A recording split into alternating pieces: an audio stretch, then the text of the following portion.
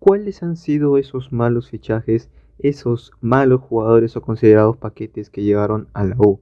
Esos jugadores que nos hacían pensar cómo es que este tipo llegó a ser profesional y bajo qué criterio los contrataron. Y lo que voy a hacer en este video es repasar cuáles fueron los malos jugadores, malos fichajes o paquetes de la U en los últimos 3 años. Así que nada, comencemos. Y voy a comenzar hablando acerca de los malos fichajes que llegaron para el año 2022. Fue un año donde ciertamente no peleamos por absolutamente nada, ni por apertura, ni por el torneo clausura. Quedamos quintos en el acumulado y nos clasificamos a Copa Sudamericana. Ciertamente ese año también teníamos un mal equipo en general, y los fichajes que trajeron, algunos destacaron un poco, pero otros la verdad dejaron muchísimo, pero que muchísimo que desear. Y voy a comenzar hablando acerca de Roberto Villamarín, un jugador que vino de procedente de Ayacucho Fútbol Club a la U con la intención de reforzar al club crema. Ciertamente jugó poco, 9 partidos, no marcó ni un gol, tampoco marcó ni una asistencia. A mitad de año, con la llegada de Companucci, rescindió contrato, prácticamente fue un jugador más del montón que pasó sin pena ni gloria. Después de eso jugaría en Manucci, después en Binacional. Para el año 2024, o sea, este año jugó en Unión Comercio, pero también rescindió contrato en septiembre del 2024, ¿no? Actualmente se encuentra sin equipo y su futuro es incierto. Y voy a continuar hablando acerca de Joao Villamarín, sí, tiene el mismo apellido que el anterior, Roberto Villamarín. Este tipo ciertamente vino con cierto cartel, ya que venía de ser goleador del Sport Boys con 13 goles y 4 asistencias. Además de que este no era delantero, sino que era un extremo derecho que también podía jugar como extremo izquierdo. Muchos decíamos, vaya, un extremo goleador, de esos que casi ni siquiera salen en el fútbol peruano, salen muy pocos o casi ninguno. Muchos creían que podía llegar a destacar, pero la verdad es que sucedió todo lo contrario. El tipo apenas jugó 10 partidos, le marcaría un gol a Cantolao. A mitad de año, con la llegada de Companucci, sería prestado al Atlético Grau y después rescindió contrato a finales del 2022. De ahí pasaría su fútbol por Atlético Grau, después por Carlos Manucci. Este año jugó en Sport Boys, pero el equipo rosado decidió no continuar su vínculo con el jugador y actualmente está sin equipo. Y ya para ir hablando acerca de los fichajes extranjeros que llegaron ese año, voy a hablar acerca de Ángel Cayetano. Este jugador, que llegaría de Cerro Largo de Uruguay, venía siendo pedido de Gregorio Pérez, defensa central que incluso llegaría a jugar de pivote, que marcaría un gol en su debut en la Noche Crema en el año 2022, en ese partido que la U perdería 3-2 contra Aucas. También llegaría a marcar otro gol contra, si no recuerdo, creo que fue contra Lavallejo. Jugó 16 partidos entre Liga 1 y Libertadores en ese apertura nefasto para la U. Ciertamente no fue lo que se esperaba para un fichaje extranjero, y a mitad de año rescindiría su contrato con la llegada de Companucci. Después de eso jugaría en Maldonado de Uruguay, y ahora actualmente está jugando en la segunda división de Chile en el Magallanes. En el Maldonado Fútbol Club, y ahora mismo está jugando en la segunda división de Chile en el Magallanes.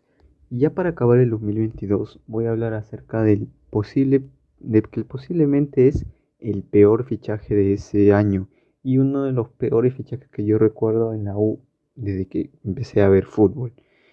Y estoy hablando acerca de este mediocampista, Claudio Jacob, un mediocampista que ciertamente vendría con mucha más trayectoria que los jugadores antes mencionados.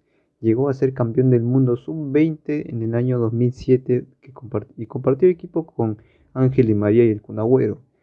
Inició su carrera en Racing, donde llegaría a jugar 147 partidos, marcaría 7 goles, daría 2 asistencias. De ahí sería al West Brom de Inglaterra, donde llegó a jugar 160 partidos en la Premier League. Ojo, 160 partidos en la Premier League, no era cualquier jugador. También pasaría por el Nottingham Forest, donde llegaría a jugar la Championship. Igual es segunda división, pero no deja de ser la segunda división de Inglaterra, una liga muy competitiva. De ahí se acabaría su aventura por Europa y llegaría al Nacional de Uruguay, donde apenas si jugaría 23 partidos. Después pasaría por Huracán, por Rosario Central, y llegaría a la U en el año 2022, obviamente, Y ni bien llegó en su debut, se mandó que el que probablemente es uno de los mayores bloopers o el blooper más estúpido que yo recuerde. En un partido con Municipal, lo único que tenía que hacer era dar un pase atrás, pero ni siquiera eso pudo hacer. Un mediocampista que había pasado por Europa, que había jugado en Racing, que llegó a ser campeón del mundo sub-20, no era capaz de dar un pase hacia atrás. No se entendía por ningún lado lo malo que era. Ese partido, desafortunadamente lo perdimos 1-0 en el Monumental contra Municipal por ese blooper de Claudio Jacob.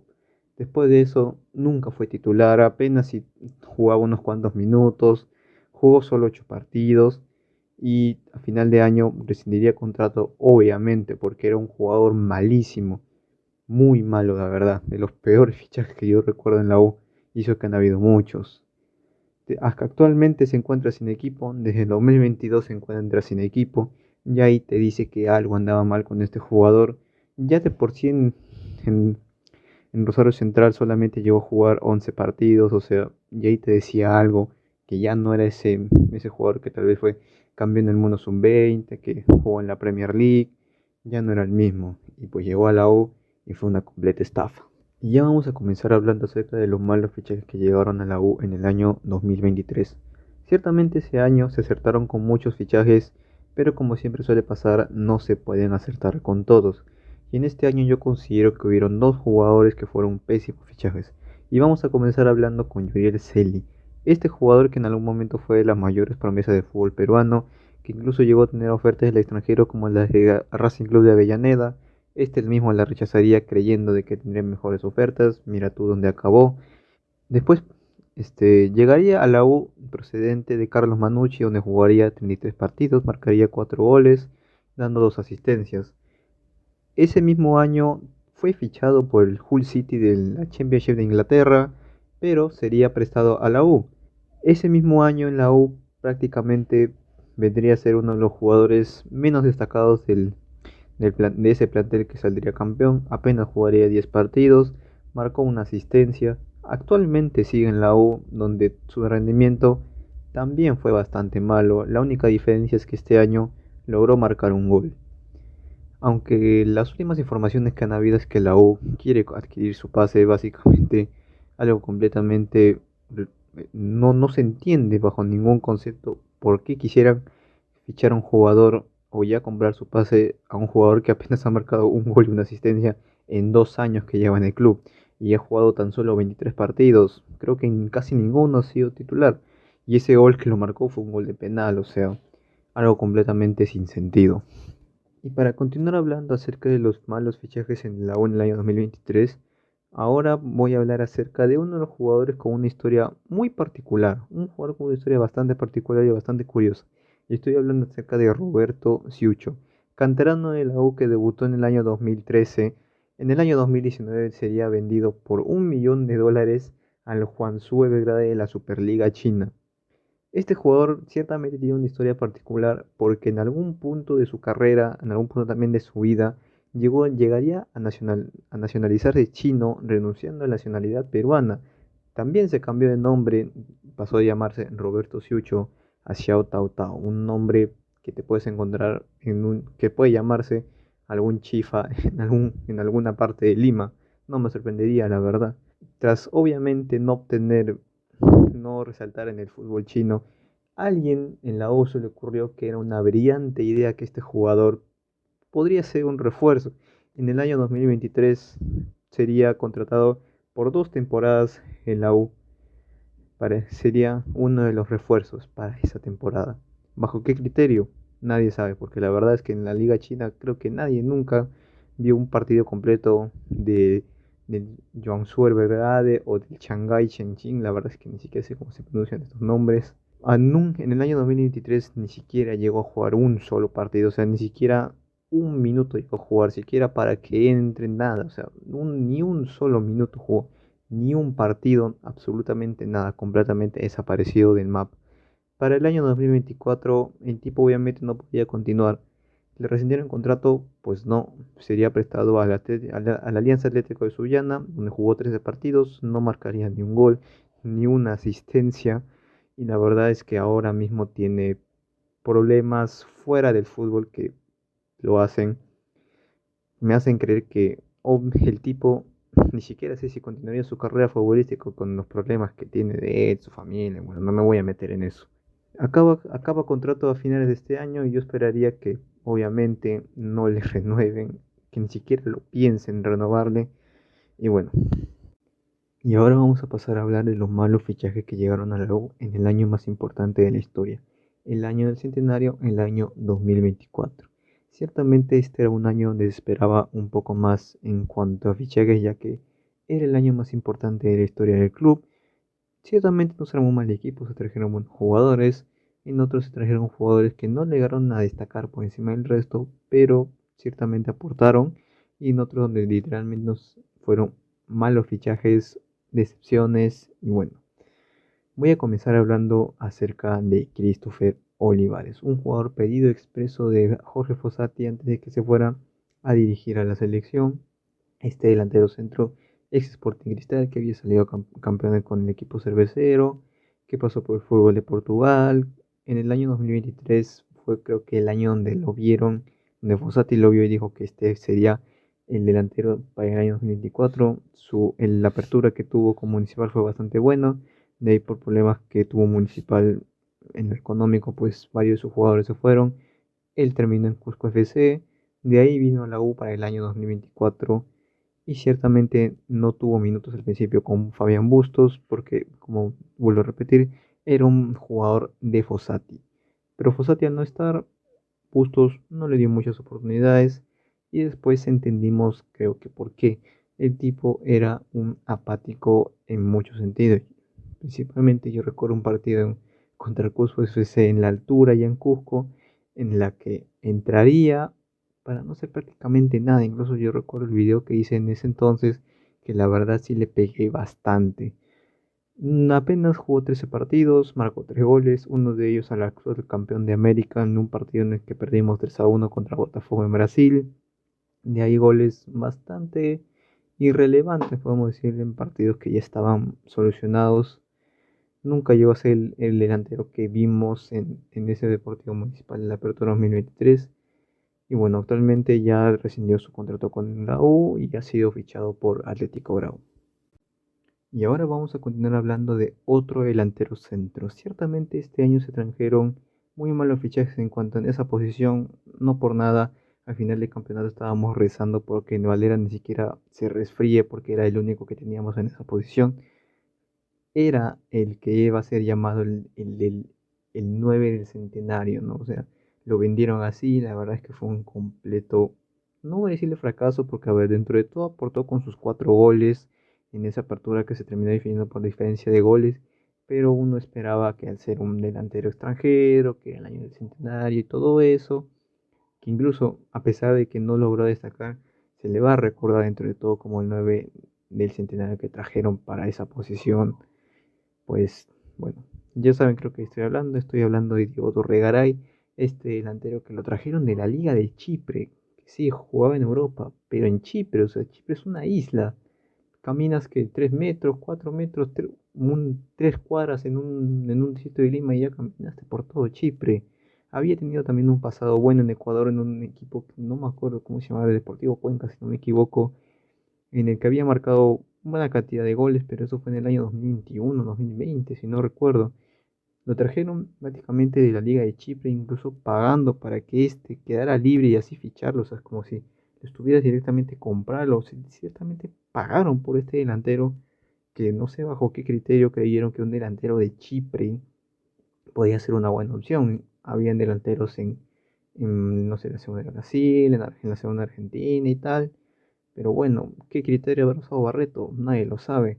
Y bueno, ya lo sabemos todos. El tipo en el campo se decía que tenía un buen cabezazo, pero muy pocas veces ganaba por arriba. Le recuerdo una que sí fue un buen gol contra Sport Huancayo en la Apertura 2024. Y de ahí, pues, goles que ciertamente, como lo digo, aportaron, pero no era lo que uno esperaba más de este tipo. A mediados de año rescindiría contrato, creo que ya por todas las críticas y por todo, a pesar de que salimos campeones en esa apertura, las críticas obviamente eran bastante fuertes. Y bueno, al final entre la directiva del club y el jugador llegaron a un acuerdo, se rescindió su contrato y actualmente volvió a su lugar en el mundo, que parece ser Chipre, que ha marcado, sigue marcando goles, es prácticamente su lugar en el mundo. Y ya para finalizar este video voy a hablar con la que probablemente sea también uno de los peores fichajes que yo recuerdo en los últimos años, pero también una de las mayores decepciones.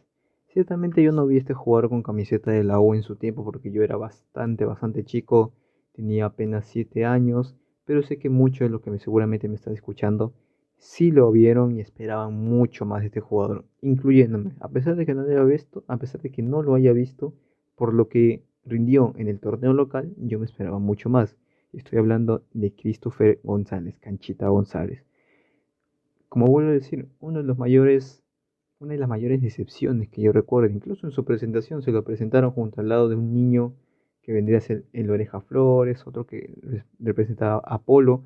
Solo faltaba Ruiz Díaz para completar a los cuatro amigos, a todos, y en encaminados al título del centenario. Ciertamente el título de centenario lo logramos, pero sin la aportación de este tipo que demostró ser un pecho frío completo. Pareciera que jugar mucho tiempo en Sporting Cristal pues le congeló el pechito, ¿no? Le, le pegó esa característica que ahora es muy inherente a Sporting Cristal en esos últimos años, que pechean todos los campeonatos. Pues parece que a Canchita González se le pegó eso. Llegó a la U, nunca se acomodó en el equipo, en el esquema, en absolutamente nada. No aportó ni siquiera ni con goles ni asistencias. Fue titular en algunos partidos, en Copa por torneo local. A pesar de eso, pues el equipo ganaría esa apertura sin aporte de este tipo, que como digo fue un pecho frío total, un apático completo, y su última imagen en el club fue completamente desastrosa. En un partido de Copa Libertadores contra Liga de Quito en Ecuador, el tipo sería expulsado, ni bien creo que a los 10 minutos haber entrado, o sea, un completo desastre, su fichaje, que se lo trajo de la segunda de Arabia, pero yo creo que muchos por la idea de que, bueno, puede ser el reencuentro, ¿no? Entre Andy Polo, Canchita González, el Oreja Flores, cuando Ruiz Díaz no vino, no vendrán, bueno, no lo sé, no creo, la verdad, pero yo me esperaba mucho más de lo que lo había visto en Sporting Cristal. Yo decía, uy, este tipo en la Liga 1 la rompe, a pesar de que había jugado en la segunda de Arabia. Yo decía, no, en la Liga 1 la tiene que hacer. No la hizo, lamentablemente, porque me hubiera gustado que sí lo haga, a pesar de que, bueno, el resultado es que si salimos campeones y todo, pero ¿qué hubiera sido ese equipo si Canchita González hubiera jugado bien? No lo sabremos nunca, porque, como digo, a mitad de año rescindiría su contrato. Actualmente volvió al que parece que va a ser su lugar en el mundo, incluso ya dijo que es hincha y tal, volvió a Sporting Cristal, el tipo dice que es hincha, bueno, ya, si se quiere quedar ahí, pues que se quede ahí, ¿no? Le marcó 2 goles ahora último a, a Unión Comercio en ese polémico partido que quedaría 2-0, porque la verdad llegó también a Sporting Cristal y no hizo absolutamente nada, o sea, marcaría su primer gol, sus primeros goles en un partido, 2-0 contra chicos que ni siquiera tienen nivel para jugar fútbol profesional. Y bueno, eso ha sido todo hasta el día de hoy. Si has llegado hasta este punto del video, muchas gracias por haberme escuchado. Un like, una suscripción se agradece. También te agradecería que compartas este video para que más gente lo vea. Si quieren que siga haciendo videos de este tipo, hablando sobre jugadores que pasaron por la U y más, pues también pueden dejarme sus ideas en la caja de comentarios. Si quieren que haga una segunda parte de este video hablando de jugadores que pasaron también por la U en el año, no sé, 2021, 2020, 2019, también pueden dejarme los nombres de esos paquetes que pasaron en esos años, ¿no? Y nada, eso ha sido todo. Muchas gracias, como digo otra vez, por haberme escuchado. Y como siempre digo antes de finalizar un video, y dale U toda la vida.